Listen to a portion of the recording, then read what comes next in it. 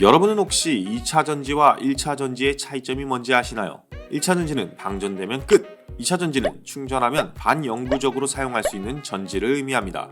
이러한 2차 전지는 사용되는 곳이 굉장히 많은데요. 노트북부터 컴퓨터, 휴대전화, 그리고 요즘 가장 화두인 전기자동차의 핵심 소재로 활용되는 배터리까지 2차 전지는 여러 산업부터 증권시장에서도 굉장히 각광받고 있습니다. 하지만 반영구라 했지 영원히 사용할 수 있다는 말은 안 했잖아요. 2차 전지들도 수명이라는 것이 존재합니다. 우리가 리튬이온 배터리를 쓰는 휴대전화도 2차 전지인데 2년가량 사용하면 성능이 떨어지는 것을 알죠. 이와 마찬가지로 전기차 배터리 또한 수명이 존재합니다.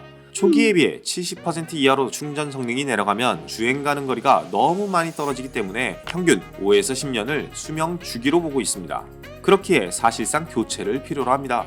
그럼 교체해서 새 배터리를 받는 건 그렇다 치더라도 전기차에 들어가는 다 쓴 그 큰 배터리 어디로 갈까요?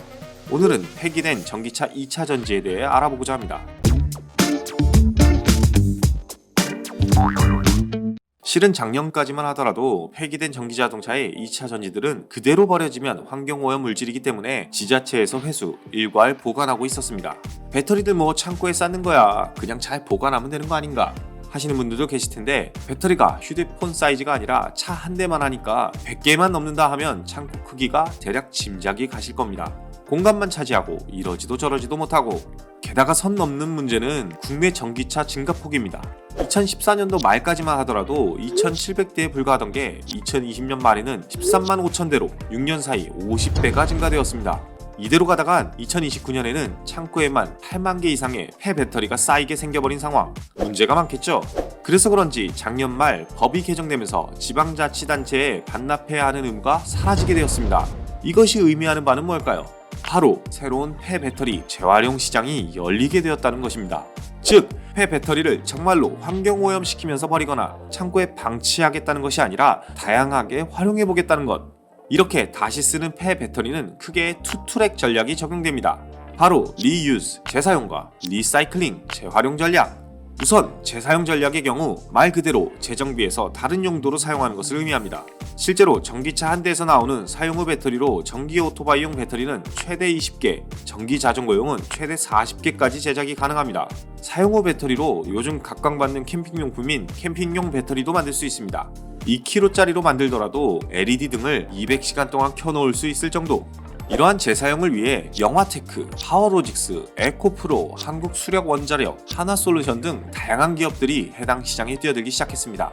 그 중에서도 현대자동차의 경우에는 종합화학업체인 OCI와 손잡고 실제로 지난 1월 충남 공주 공장에 위치한 727kW 규모의 태양광 발전소에 현대차의 300kW 전기차 재사용 배터리를 활용한 에너지 저장 장치를 설치했다고 합니다. 다음으로 알아볼 것은 재활용 전략인데요. 재활용은 배터리를 분해해서 원재료인 니켈, 코발트, 망간, 리튬 등을 추출하는 것을 의미합니다. 니켈, 코발트만 추출한다고 가정하더라도 전기차 한 대당 폐배터리의 가치는 100만원가량이라고 하니 기업들과 재활용 업체들에서 이것을 활용 안 할 리 없겠죠. 성일하이텍, 에코프로 CNG와 같은 기업들도 이 재활용 사업에 우후죽순 뛰어들기 시작했습니다. 그리고 대기업 또한 빼놓을 수는 없겠죠. SK이노베이션의 경우 전기차 폐배터리에서 수산화 리튬 형태로 리튬을 회수하는 기술 개발에 성공하기도 하고, 현대자동차와 손을 잡고 다른 희귀금속을 추출해 재활용하는 방안을 모색하기로 한 사례도 있고, LG에너지솔루션도 호주 폐배터리 재활용 업체인 엔바이로스트림과 손잡고 배터리 재활용 사업을 추진하기로 했다고 합니다. 이러한 전기차 폐배터리 재활용 전략은 비단 국내 시장만의 흐름은 아닌데요. 독일차 폭스바겐의 경우에도 지난해 독일 잘츠기터에 배터리 재활용 시범 공장을 만들어서 전기차 폐배터리를 파쇄해서 니켈, 코발트, 리튬 등을 걸러내서 신규 배터리 생산에 투입하는 공정에 돌입하기도 했고, 스웨덴 배터리 제조사 노스볼트도 2030년까지 신규 생산하는 배터리의 50%를 재활용 소재로 만들기 위해 공장을 건설 중에 있습니다. 2차 전지 폐기되더라도 쓸 곳이 많아 보이죠. 국내는 물론이고 해외에서도요. 이러한 폐배터리 시장을 가속화하는 데는 유럽연합이 가장 선두에 있습니다. 유럽연합 집행위원회는 2020년 12월 친환경 배터리 규제안을 발표했는데, 2024년 7월부터 전기차 배터리 및 모든 산업용 배터리는 탄소 발자국을 공개해야만 시장에 판매될 수 있고, 2026년부터는 탄소 발자국 상한선을 정한다고 합니다. 게다가 2030년부터는 코발트의 12%, 리튬의 4%, 니켈의 4% 이상을 재활용 원료로만 사용해야 하고 2035년에는 이 비율이 코발트 20%, 리튬 10%, 니켈 12%까지 상향된다고 합니다.